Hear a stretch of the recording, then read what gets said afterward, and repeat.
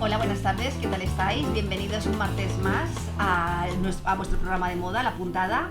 Como siempre, doy la bienvenida a Isabel, mi compañera de fatigas en esta aventura por la moda. ¿Qué tal, Isabel? ¿Qué tal, Lidia? Muy bien. Hola a todos. ¿Qué tal la semana? Bien. Una semana intensa que empieza todo, parece que todo renace, ¿no? Que empiezan desfiles, exposiciones de moda, parece que todo vuelve a su ser en medio de tiempos tan convulsos, ¿no?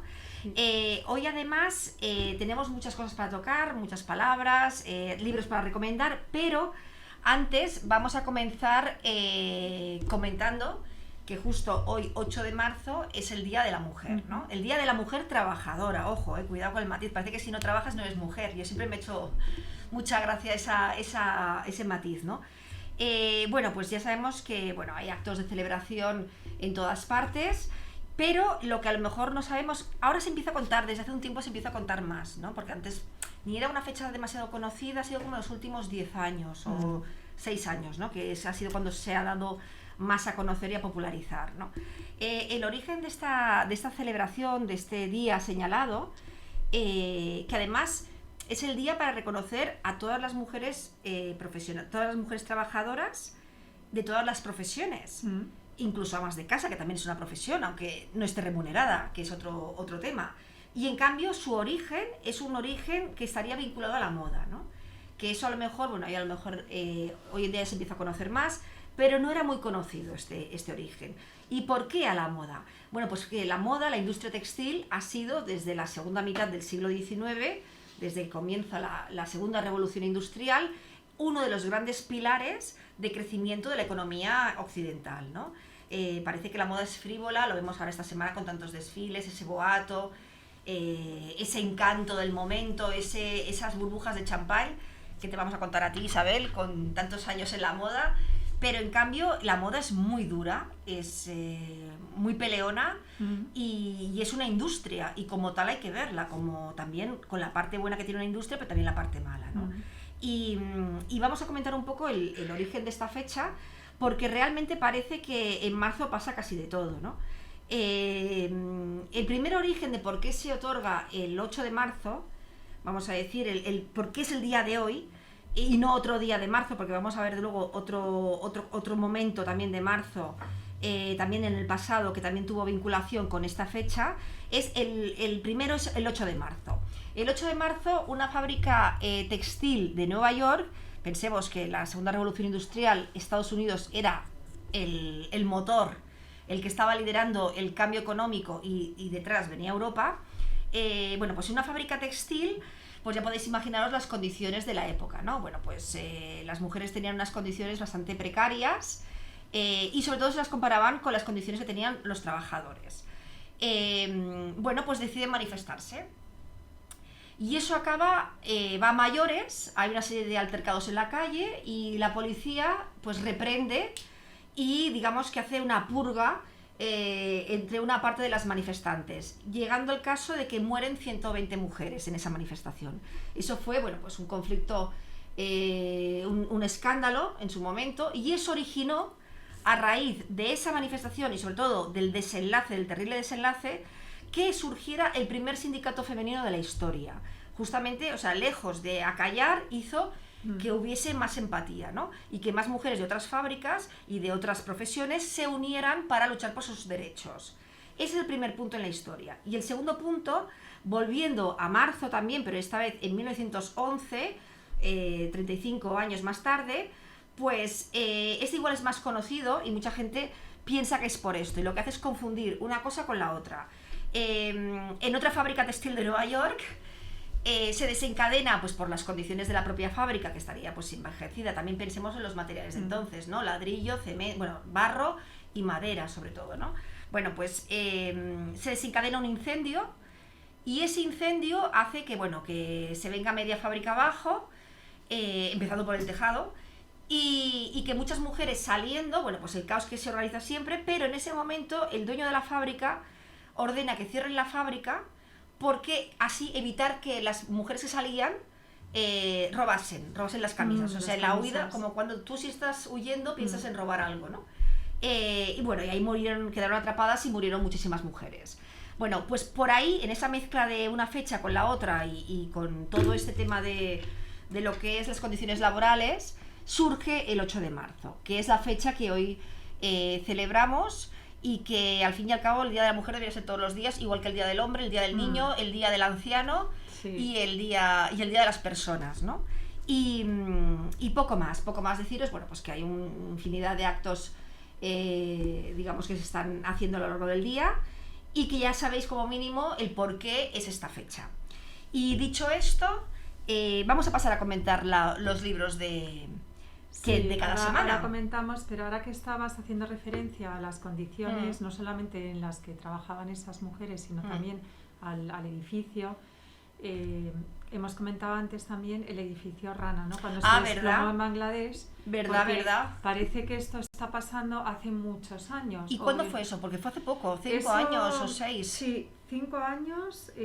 Sí, es verdad que lo has comentado antes y me pareció muy buen atinado. Fue el 24 de abril de 2013. Es que pasan los años tan rápido, ¿no? Fíjate. Entonces, bueno, es verdad que en ningún caso deberían suceder cosas así, ¿no? Y precisamente ese sindicato del que hablas, bueno, pues menos mal, ¿no? Que a partir de una desgracia, de algo tan terrible, pues se van mejorando las condiciones, ¿no?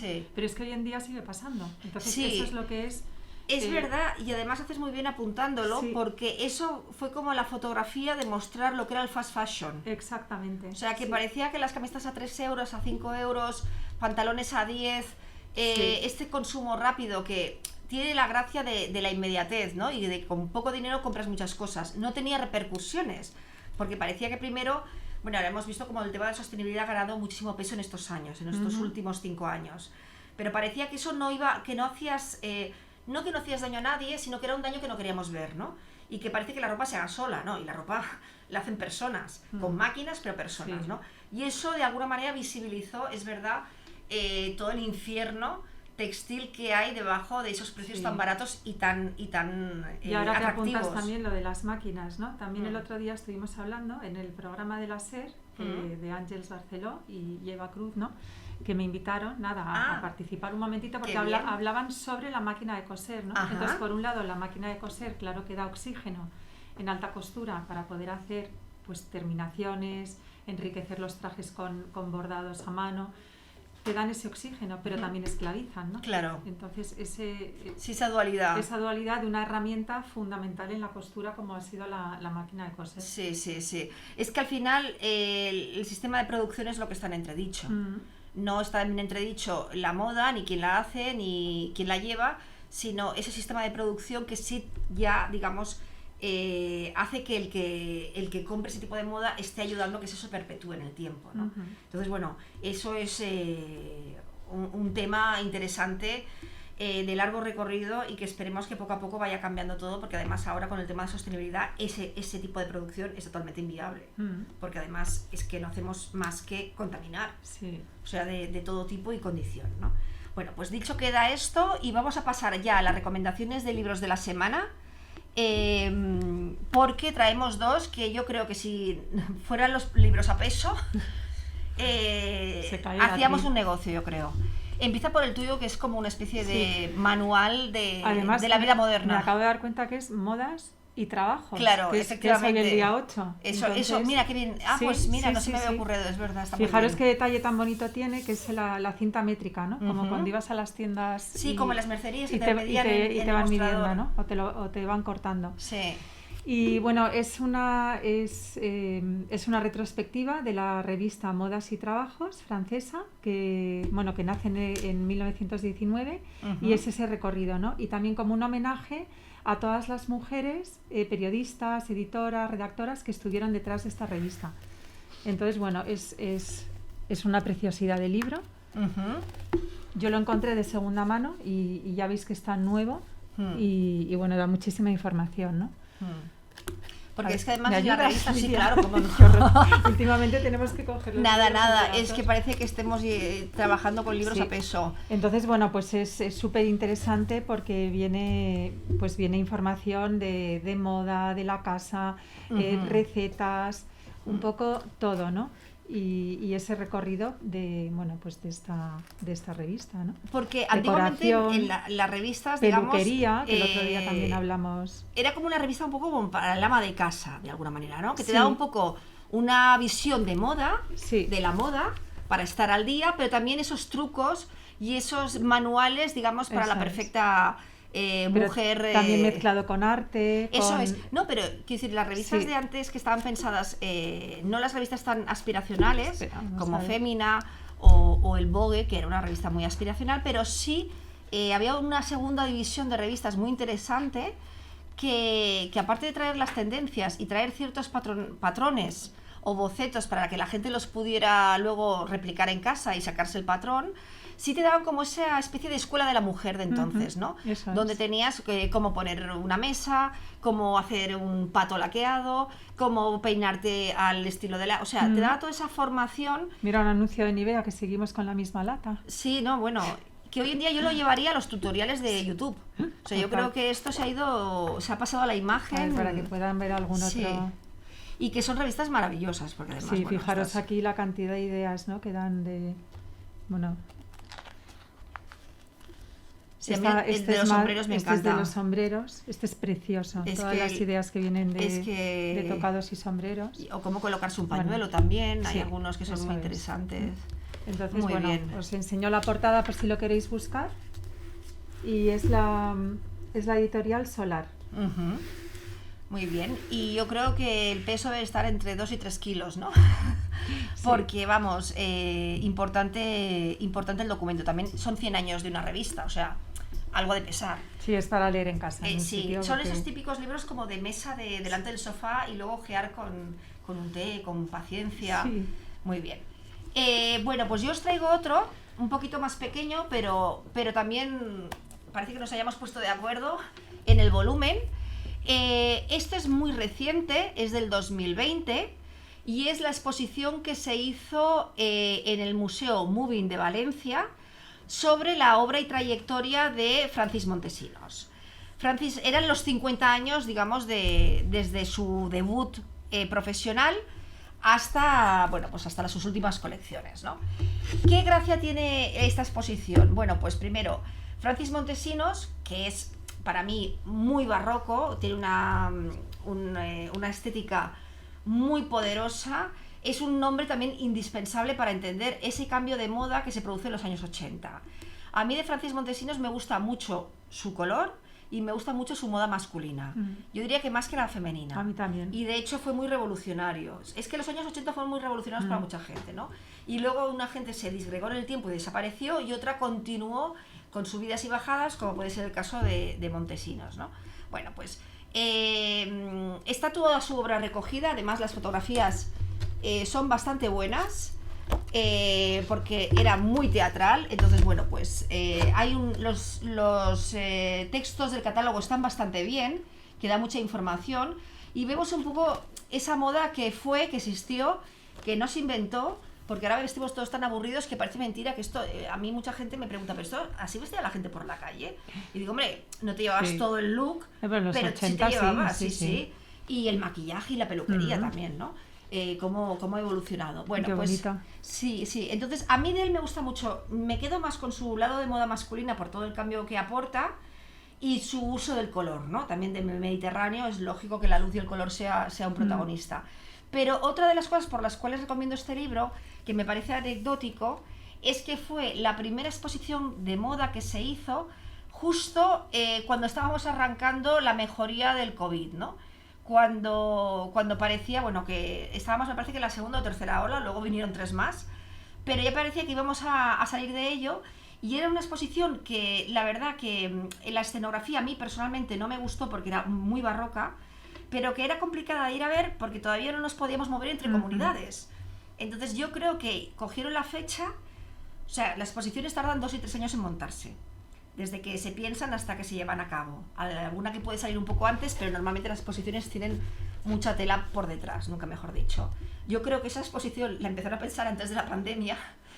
Vino la pandemia y todas las fechas como que quedaron raras, ¿no? Encajadas. Entonces creo que es una exposición que tendrían que volver a hacer para que todo el mundo que quisiera pudiera ir a verla, ¿no? Porque son de estas cosas que dices, bueno, me hubiese gustado ir, pero no pude porque no se podía salir. Bueno, pues me parece que como mínimo es dentro de su estética tan personal y de su carrera profesional tan dispar, también es dispar eso.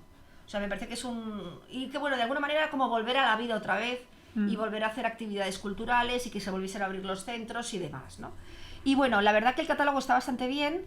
A ver, quien conozca a Francis Montesinos sabe de qué estoy hablando, es el barroquismo absoluto, la mezcla de todo con todo, pero ciertamente es que eso es su sello. O sea, también también es verdad que es reconocible, que eso también es la gracia de la moda de autor, ¿no? Que sabes que es de esa persona y no de otra. Y aquí queda la recomendación, que yo creo que si ponemos los dos libros juntos se nos cae hasta la mesa. Se nos cae todo el vaso, se nos cae todo el micrófono. Y no puede ser. Pues ojalá la vuelvan a hacer, Lidia. Sí, y es que además porque no hay tantas, o sea, empieza a haber un run con las exposiciones de moda y es un fenómeno que va más. Hemos dicho está más de una vez. Cada vez a más. Y de hecho ahora vamos a comentar en la agenda otra exposición que se inaugura esta semana sobre moda, ¿no? Pero lo cierto es que no ha habido muchas. En cambio yo siempre digo, no ha habido muchas. ¿Y cuántas exposiciones ha habido de arte impresionista? Pues cada año 2 o 3. Todas las que quieras. Y además con los mismos cuadros. Y no pasa nada. Entonces yo creo que de alguna manera hay que empezar a hacer esa divulgación visual que son las exposiciones y que además hoy tenemos más elementos para hacer exposiciones de moda que sean interesantes para jugar con ellos que a lo mejor hace 5 años o 10, ¿no? De hecho hay exposiciones que eran interesantes hace 10 años. Recuerdo una que se hizo en el Reina Sofía sobre Pertegaz, que creo que fue la primera exposición que se hizo de moda creo primera y última de Pertegaz, de un modisto en el Reina Sofía. Se tendría que volver a hacer hoy, porque es que la forma de exponer era muy estática, era maniquí, cordel, cordón para esto, maniquí, entonces claro, al final la moda se basa en el movimiento también, ¿no? Entonces queda como muy aburrido, yo creo. Y que hoy en día con todas las herramientas digitales, visuales, virtuales, se puede enriquecer mucho una exposición de moda o de lo que sea. Y darle mucho movimiento, como dices, porque es fundamental, ¿no? Darle vida porque la moda, o sea, está viva y tú lo sabes mejor que nadie, o sea, está viva y es vida. El traje en una percha es una cosa y puesto es otra, pues esto es igual. Así que bueno, dicho queda, y vamos a las palabras de hoy, de este universo por el mundo de la moda a través del vocabulario. Y hoy nos toca una palabra que yo creo que es un concepto y que parece son esas cosas pequeñas, aparentemente nicho, pero que luego influyen mucho en la moda, ¿no? Que es el traje de Amazona. Aquí de hecho tenemos 3 imágenes de Amazonas, siendo una, pues 2 diría, de mitad de finales del 19 y otra de antes de ayer, que es la famosa imagen de Carlota de Casiraghi en el desfile de Chanel entrando, que ha sido muy polémico por otro lado, entrando por esa especie de vía que hicieron a caballo. Ella es amazona, ella amazona y filósofa. Es amazona. Ha competido, vamos, Eso es, entrando pues a lomos de un caballo, como un poco porque la colección también estaba inspirada un poco en eso, en la equitación, ¿no? Que además ha sido siempre uno de los temas de inspiración de la moda, es la equitación, y la moda bebe de una forma muy importante de los deportes y del baile, y la equitación es uno de ellos. Y bueno, a mí el cuadro de Manet me encanta, me parece precioso, y tiene esa sobriedad y esa elegancia, ¿no? Que de alguna manera es lo que destila el traje de Amazona. Hemos encontrado que el traje de Amazona, siendo tan importante, salía mencionado en pocos diccionarios y justamente lo hemos encontrado en el diccionario de la moda, el de Margarita Rivière. Y vamos a ver qué es lo que dice. Amazona, traje de. Se llama así a la indumentaria femenina de montar a caballo. Originariamente se compuso de una chaqueta corta y una falda larga. A partir de los años 20, la falda se sustituyó por unos pantalones ceñidos en las pantorrillas y anchos en los muslos, semejantes a los utilizados por los hombres. Bien. Bueno, esto me recuerda cuando hicimos la palabra de los pantalones Jaipur. Los Jaipur, ¿verdad? Sí. También tienen esa cosa de ir a caballo. Sí. El Jaipur venía del cuando polo. Nos tocó esa palabra. Creo recordar que el Jaipur venía del polo, me parece, y esto viene, de la equitación, que indagando, porque además, la hípica es muy bonita, la hemos visto todos en películas, pero ¿cuántas veces vamos a carreras de caballos o cuánta gente No, sabe? Jaipur, no, Jodhpur, perdón. Bueno, Jodhpur, que siempre nos confundimos eso de es. ciudad. Yo Sí, lo sí. asocio Los a pantalones Jodhpur. Jaipur, pero es verdad que Sí, es Jodhpur. Jodhpur. Eso. Entonces, bueno, cuando pensamos en el traje de amazona, bueno, pues pensamos en una especie de como un traje exclusivamente deportivo y para un sector, digamos, de sector social de clase alta y que pocas veces vamos a ver, incluso cuando hoy hay cuando en la actualidad hay carreras, no todo el mundo va a carreras, poca es la gente que vaya a una hípica y pocos sitios es donde hay, digamos, la posibilidad que no sea la televisión de verlo, ¿no? Y de hecho cuando se ven las carreras de caballos es un jockey con una especie como ya de cazadora, ¿no? Pero ese traje remite casi a algo de hidalguía, ¿no? De ese lujo de antes y de esa especie como de rigor inglés, porque esto es un traje que es de amazona inglesa. Porque, a ver, los trajes de amazona a la española, los de Ronda y los de Montería son preciosos también. Son preciosos, sí. Porque el de Ronda creo que tiene además como una especie de pañuelo así Sí, atado tiene un y un pañuelo. turbante, no, como una especie de casquete. Es un pañuelo y un casquete, sí. Precioso, que me parece muy sofisticado. Pero este, que es el que nos ocupa, porque es lo que entendemos cuando pensamos en un traje de amazona y pensamos en esta tipo de chaqueta, me llama la atención. Fíjate, no sé tú como diseñadora lo verás desde otro punto de vista y más enriquecedor, ¿no?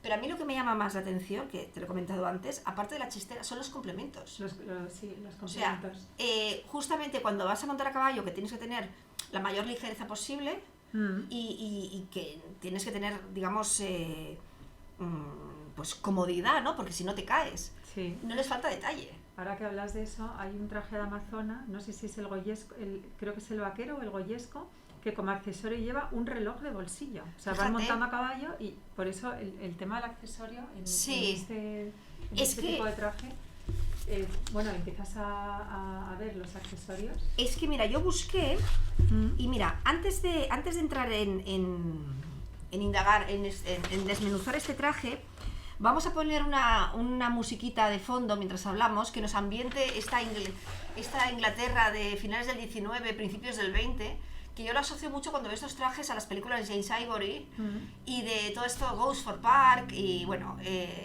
toda esa especie de esa Inglaterra eduardiana un poco, ¿no? La música es la de Phil Glass, que David, cuando quieras nos la pones de fondo. Está sonando, me dicen, bueno. Que es un poco esas películas de época victorianas, ¿no? Un poco. Y buscando en un poco información sobre el traje de amazona y sobre todo en el tema de los complementos, me he quedado alucinada porque dentro del sombrero existe, y es verdad que hasta que no lo piensas no te das cuenta que lo has visto, opción bombín y opción chistera. Yo me quedo con la chistera. Yo también. Porque además la chistera tiene esa cosa sofisticada. Y lógicamente el bombín la chistera está reservada para momentos de lujo, digamos, momentos puntuales, y el bombín es como el sombrero con el que tienen que salir, ¿no? Que por otro lado no pueden salir sin sombrero. Por otro lado, la chistera puede llevar velo, que eso ya es el colmo. O sea, si ya no es que tengas que llevar accesorios, que ya el velo... A mí me gusta con todo. Chistera y con velo. A mí con todo. Con todo. Y de hecho la chistera con velo me parece un complemento que se tendría que explotar para las bodas. Porque le puede dar un punto muy interesante. Se da la luz de las fotografías. Sí. No sé si nos podéis iluminar la pantalla. Sí, que se nos ha apagado. Eso es. Entonces, para ir al tema. Otro de los complementos que he visto es la peluquería. Tiene que llevar moño, o sea, pelo recogido. Y si no tienen el suficiente pelo, o sea, largo me refiero, un moño postizo. O sea, me recuerda a los toreros también, ¿eh? Con lo de la coleta. Es verdad. Que al final, una cosa es que lleves el pelo descubierto de la cara, que lo entiendo porque te puede tapar, incluso estéticamente puede quedar mal, pero otra cosa es que ya tengas el pelo corto y te obligas, eso es, ¿no? Entonces, bueno, me ha parecido muy interesante. Y luego, otro tema que me ha llamado la atención, se supone que esto estamos hablando ya del siglo XX para acá, ¿no? Es que pueden ir maquilladas, pero que no se note, o sea, un maquillaje natural, enfatizar los ojos o un pequeño, no colorete porque se supone que ya van a sudar y se van a poner rojas, pero un maquillaje que sea natural. Y luego, otro, ya creo que, bueno, aparte de los guantes, el chaleco, el tipo de cuello de camisa y demás, me quedo, que es lo que más me gusta, con la media falda. Sí. Que tienen que llevar, que eso me parece un accesorio que se tendría que explotar más. Digamos que van con un traje de montar a caballo, porque el traje antiguo lleva falda, pero el traje actual lleva pantalón. Pero para competir no lo pueden, ni para las fiestas, digamos, o las exhibiciones. Lo que llevan es como una media falda, que es como un delantal, que tapa esas piernas y realmente parece que lleven una falda. Incluso leí que en estas competiciones el juez, esas faldas, esa media falda se sujeta pues a la cintura y al talón derecho. Bueno, pues el juez está autorizado a levantarle esa falda para ver si la lleva bien colocada. Sí, porque además juega un papel importante ahí la botonadura, ¿no? Eso es. Cómo se cierran las faldas. Eso es. Sí. Entonces, tú como diseñadora, porque yo he soltado aquí todo lo que es desde la ignorancia lo que me llama la atención. Pero tú como sabes todo y más del traje amazona, ¿no? A mí es un traje, bueno, pues claro, como es un icono de la moda y vuelve a ser otra vez un préstamo, ¿no? Del hombre a la mujer. Y a mí me ha traído siempre muchísimo, y de hecho hice una colección cápsula inspirada en esta obra de Manet. Que de ahí viene esta pieza que está colocada aquí, porque con un moulage.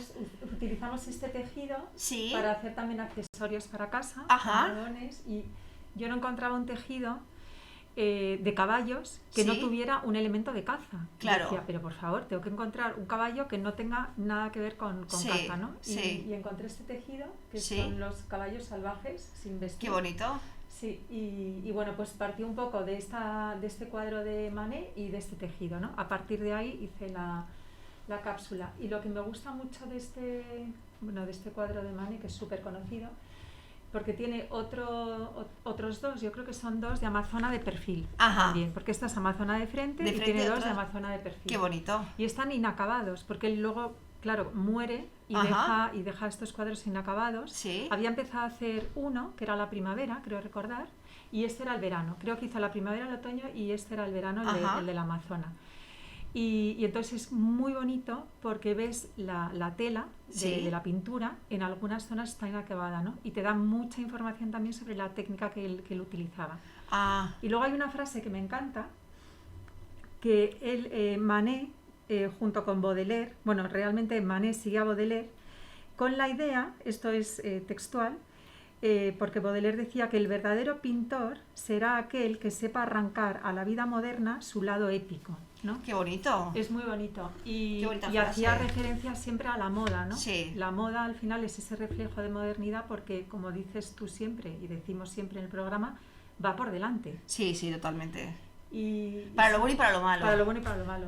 Sí, porque adelantarte mucho no es bueno tampoco. Tampoco. Sí. Y estos cuadros también me gusta mucho la idea, que bueno, la idea era hacer las estaciones pues reflejando a unas mujeres vestidas con esa indumentaria de, bueno, pues moderna, ¿no? De la calle. En este caso, bueno, es algo muy específico, ¿no? Que es para montar a caballo. Y bueno, se inspiraban, que sabes que me encanta Japón, bueno, a mí también, pues en Japón, ¿no? Porque en Japón era muy habitual hacer esos retratos de cortesanas con las 4 estaciones. Mira. Sí, entonces viene un poco la historia de ahí, ¿no? Fíjate, pues es una mezcla, digamos, entonces, un concepto bajo una especie de paraguas de concepto oriental, que es, vamos a hacer la misma... Se nos ha ido la luz. Vaya. Vamos a hacer una señora, vamos a decir, a lo largo de 4 estaciones, en este caso una amazona, pues con una vestimenta y con una actividad, en este caso cuando pensamos en el traje de amazona, que pensamos en el traje de amazona inglesa, tan sumamente británica, que justamente los británicos yo creo son los garantes, los grandes garantes de todo su juego de roles y de estéticas y de cultivar tradición, pero vamos, orgullosísimos que están además, ¿no? A mí hay un tema que me gusta mucho, es la botonadura de la chaqueta de amazona, porque me parece totalmente imposible, lo más incómodo que se pueda, o sea, un botón desde aquí hasta abajo, que casi te comprime con el corsé, con el corpiño y todo eso, y al mismo tiempo lo más sofisticado, ¿no? Y de hecho, la especialista en moda Valerie Steele, que ahora no me quiero equivocar porque soy un desastre para los nombres, pero yo diría que está en el FIT en Nueva York. Ella, bueno, tiene una serie, justamente ha indagado mucho en el tema de los trajes de Amazona y dijo que el traje de Amazona, que eso es cierto totalmente, es el precursor del traje de trabajo de la mujer, el traje de ejecutiva. Porque realmente, y ahora entraríamos en un concepto casi histórico, digamos que la moda estaba dividida en moda masculina y moda femenina. Entonces el sastre hacía moda para caballeros y la modista moda para señoras. Pero luego está el sastre para señoras. Y el sastre para señoras eran los que hacían los sastres. Y los sastres, que es el traje de día, lo que se entiende por traje de día, abrigo de día, etcétera, ¿no? Y la sastrería de señoras parte de esto. Es decir, de alguna manera le roban eso que hace la moda también del armario masculino para llevárselo al femenino. ¿Y quién lo puede hacer? Quien controla esos patrones. Por eso es sastrería para señoras o sastre para señoras. De hecho, ahora llamamos un traje a todo, ¿no? Pero yo recuerdo a mi madre y mis tías, a ti que te voy a contar, que llamaban sastre. Sí, claro, directamente, sastre. El nombre. Y parecía que sastre tenía que ser algo de caballero, ¿no? Un sastre era un traje de día. ¿Traje de calle? Traje de llamaba, calle, efectivamente, un traje de calle. Un traje de calle, sí. Y aquí el gran valedor de esa adaptación y de donde viene toda su fama es el sastre inglés Redfern. Que Redfern, bueno, a mí es que tengo varias facturas de él, sabes que a mí me encantan las facturas antiguas, y es que es increíble cómo sale dibujado hasta estos trajes en las facturas. Y, qué maravilla, ¿no? Sí, bueno, es que las facturas... Es que tú tienes, claro... Es que las facturas antiguas es otro mundo. Un día haremos un programa de eso. Pues están únicas, ¿no? Porque de alguna manera la factura era la forma digamos, un soporte de marketing también, ¿no? De imagen y de prestigio, ¿no? Y justamente Redfern, que es como el gran sastre, y además el gran valedor de los trajes sastre y el traje de calle de la mujer, etcétera, etcétera, su especialización nace de ahí justamente. Claro. Entonces, bueno, de alguna manera es esto de la moda unisex, o sea, un proto-unisex. Sí, y además si te fijas, el cuadro de Manet, eso también lo refleja muy bien, no se sabe si es un chico o una chica, ¿no?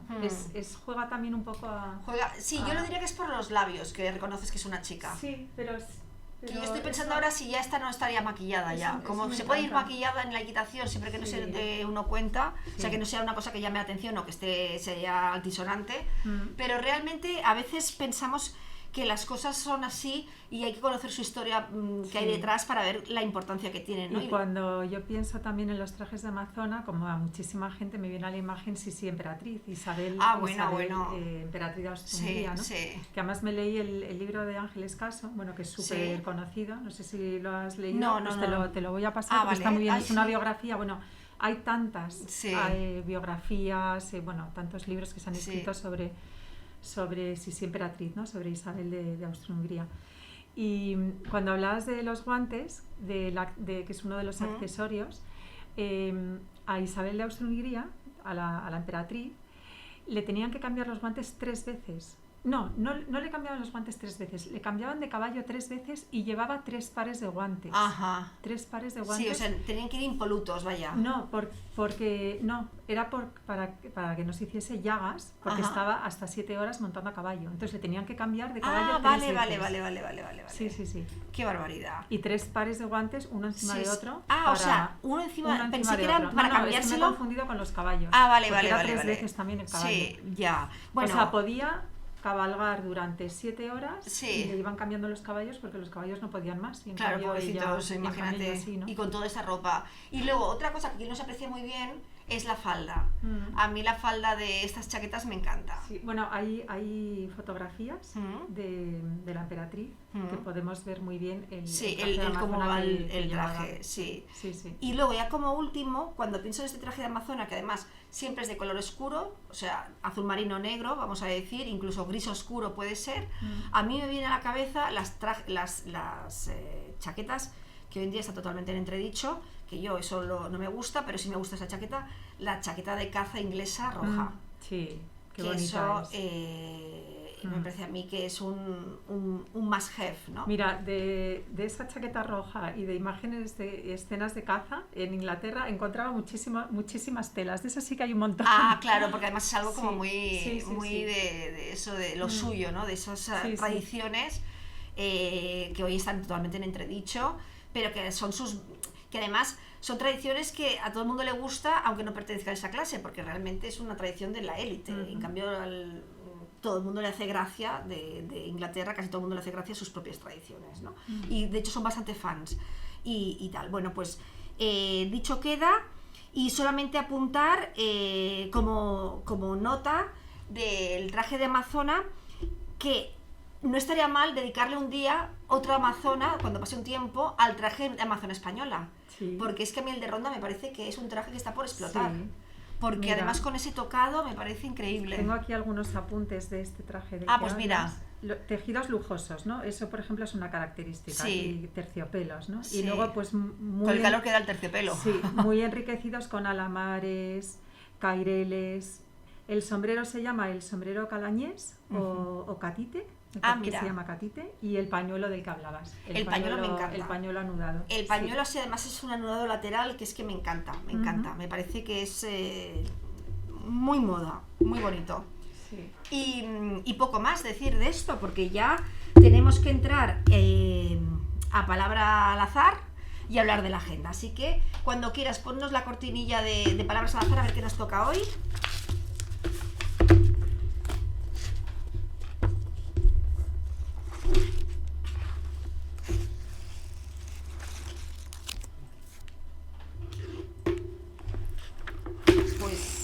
Mira, he abierto por aquí, porque más me ha coincidido con una fotografía. Y tengo el libro un pelín fatigado, y se me ha abierto justo por la I. Impermeable. ¿Qué página es? 144. Pues mira, si quieres comienzo a leer yo, porque aquí hay muchas fotos. Sí, es que tiene más tela que la 164. No, 44, perdona. 144. Pues mira, impermeable. El impermeable es una pieza que ha tenido un momento de mucha moda y luego ha quedado totalmente denostado y ahora otra vez vuelve, ¿no? Impermeable. Prenda hecha de tejido tratado para resistir al agua, que se utiliza para protegerse de la lluvia. El nombre genérico del impermeable se utiliza en ocasiones para designar gabardinas y chubasqueros, prendas ambas características del siglo XX. El reto de fabricar una prenda que repeliera el agua se materializa al principio del siglo XIX. En 1822, Charles Mackintosh idea una tela de caucho, consistente en 2 trozos de tela pegados con caucho diluido en nafta. Esto debía ser, yo creo que tóxico, como mínimo. Sí. Pero no fue hasta finales del siglo XIX cuando se enceró e impermeabilizó la tela de algodón, entre paréntesis Barbour, que eso debe ser el origen de la firma Barbour. Sí. Y se impermeabilizó el hilo que daría lugar a la gabardina Burberry. Que al final todo nace de un tejido, al final todo son innovaciones, vamos a decir, ¿no?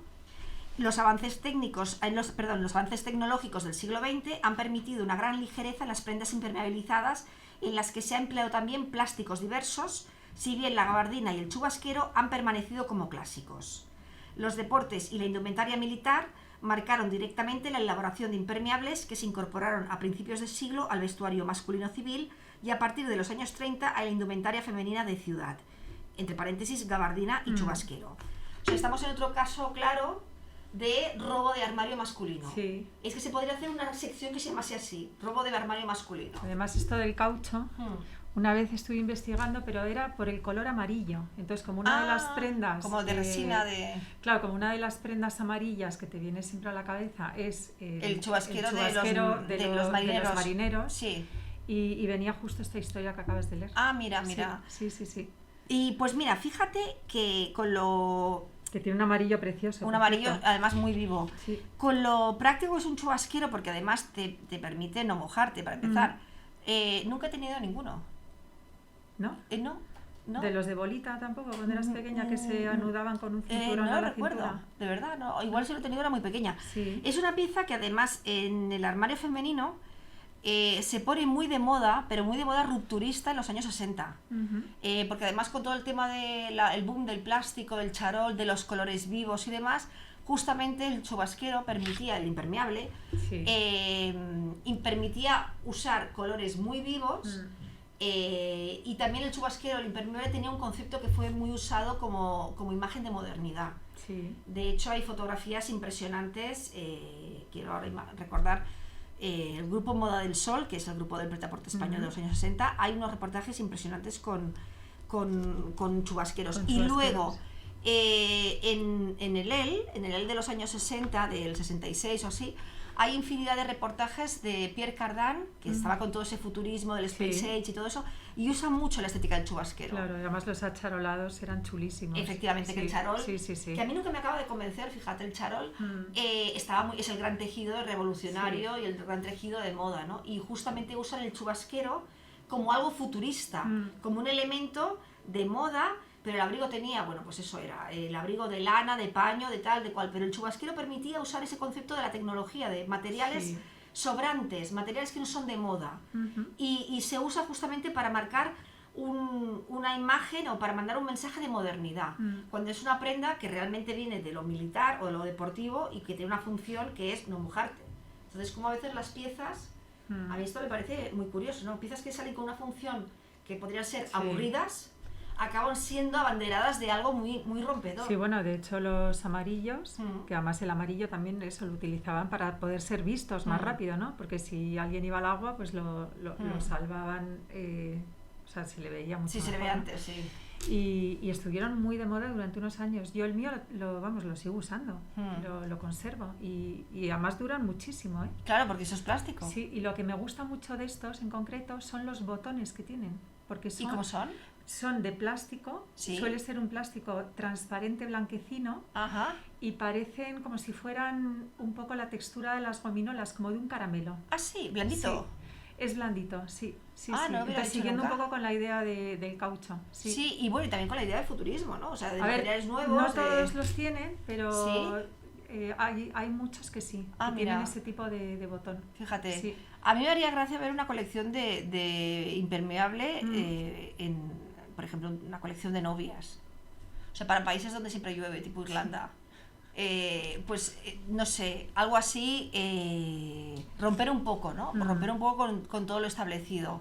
Porque además, en los años 60, en la segunda parte de los años 60, que es cuando hay todo ese gran boom de ruptura, que además el impermeable ahí juega un elemento de cambio. Y hay una marca que ya no creo que exista, que se llamaba Condal, y que hacía unos impermeables chulísimos. O sea, yo lo he visto en fotografías. Y que justamente rompen con esa imagen. Y Pierre Cardin tiene mucho el uso del impermeable, porque le da ese aspecto futurista, la pieza es rígida, el plástico, bueno, pues eso de pasar por bajo el agua y que no te pase nada. Tenía ese elemento de cambio. Cuando es una pieza que, ya te digo, me parece interesante que una pieza que puede ser a priori sosa y aburrida, que es un impermeable, acabe siendo protagonista de algo muy rompedor y muy fantasioso. A mí eso, Sí. y viene todo solo por el material, no es una pieza nueva, ya existía. Me parece que el uso de los materiales todavía no pensamos en las vueltas que se le puede Y luego dar. a nivel de funcionalidad, estos que te digo que los haces una bolita, tienen les haces un burruño sobre sí mismos y tienen una cremallera, ¿no? La cremallera la cierras y llevan un cordoncito o una tira de elástica y eso te lo atas a la cintura, ¿no? Eso es muy típico pues para los niños, ¿no? Ha existido siempre. Y eso es muy funcional, porque igual que llevas el paraguas pequeñito ahora, que es muy práctico en el bolso, llevas ese chubasquero que te ocupa como una bolita, ¿no? Sí. Bueno, a mí me parece una pieza curiosa como mínimo. Y que además ha explotado poco a nivel moda. O sea, se ha explotado durante una época, luego quedó totalmente olvidada. Y cuando llovía, pues íbamos con el paraguas, que realmente lo interesante es ir con las manos libres. Sí. Y no mojarte, o sea, que me parece que es una pieza que es muy interesante y que todavía no se ha tratado demasiado. Que en la moda es difícil encontrar piezas que estén poco ya... que todo está muy manido en la moda. Entonces me parece que es una pieza que tiene todavía cierta vida, porque además ahora o no llueve nada o llueve mucho. Entonces, bueno, yo creo que es una pieza que tiene ahí un recorrido interesante. Y me encantaría ver eso, trajes de novia de chubasqueros. Pues nada, los haremos. Y además con este concepto de que el chubasquero, bueno, pues resiste lo que está, vamos, lo que le echen, ¿no? Porque es plástico, y a no ser que le caiga 40 grados de calor, yo creo que aguanta todo, ¿no? Pero bueno, dicho queda. Es curioso como a veces los diccionarios recogen palabras a priori que ni nos acordamos de piezas que ya hemos tenido y ya no sabemos ni que existen, ¿no? Y a veces hay piezas que tienen más función que otras y unas que son más interesantes. Y a mí me parece que el chubasquero es la típica pieza sosa que tiene mucho tema, que tiene ahí... No, y los transparentes son muy bonitos, porque ya hacerlo transparente, como los paraguas, ¿no? Igual que cuando se pusieron de moda. Sí, me parece interesante. Que podías ver las gotas, ¿no? De la lluvia. Sí. Que, bueno, porque es como tener una protección realmente, ¿no? Esa es la... A mí los transparentes la verdad es que me encantan. A mí también. Y ahora no se encuentran, ¿eh? No, ahora ya es más raro de verlos. Porque hubo igual para niños, pero hubo un boom de paraguas y eso, y impermeables transparentes. Y nada, nos dicen que nos quedan 5 minutos. 5 minutos. Bueno, pues dejamos aquí el impermeable, ya lo hemos visto, y vamos a la agenda, que es lo que nos queda ya por tocar.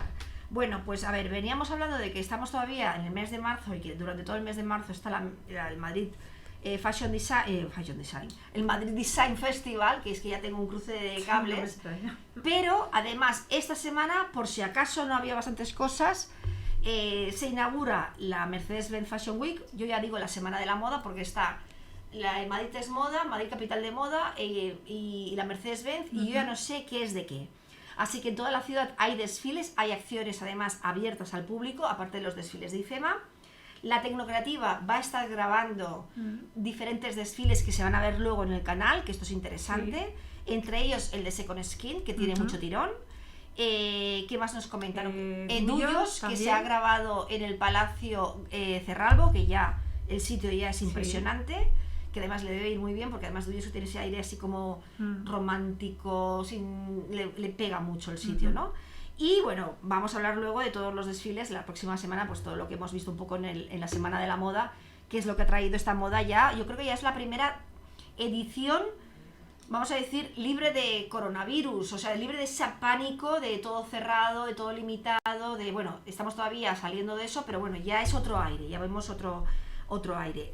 Y también comentar que esta semana se inaugura en la Centro Cultural El Águila la exposición Madrid, una ciudad de moda, que es una exposición fotográfica con piezas textiles y piezas documentales de 40 años de la moda en Madrid, desde 1940 hasta 1970.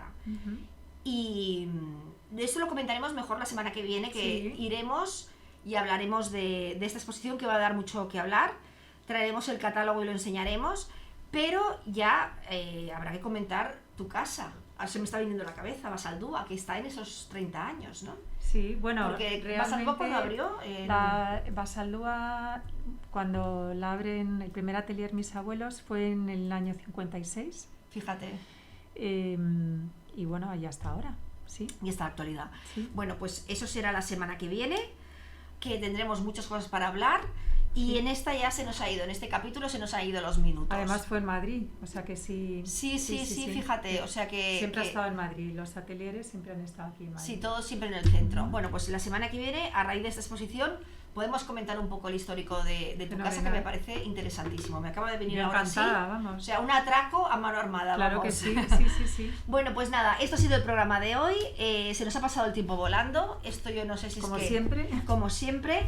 Esperamos que os haya gustado y nos vemos en el próximo martes con otra puntada, con más palabras, más vocabulario, más historias de la moda. Y bueno, que tengáis una feliz semana y que disfrutéis de todas las acciones si vivís en Madrid, que hay abiertas al público en plena ciudad, y si no, pues que lo veáis por internet, que también hoy en las redes sociales una ventaja es acercarte a los desfiles. Yo ayer o antes de ayer, el de Balenciaga. También lo tenemos que comentar los desfiles la semana que viene, los de la moda de París. Pues nada, hasta aquí un programa más y nos vemos el siguiente. Un beso, adiós, gracias. Chao.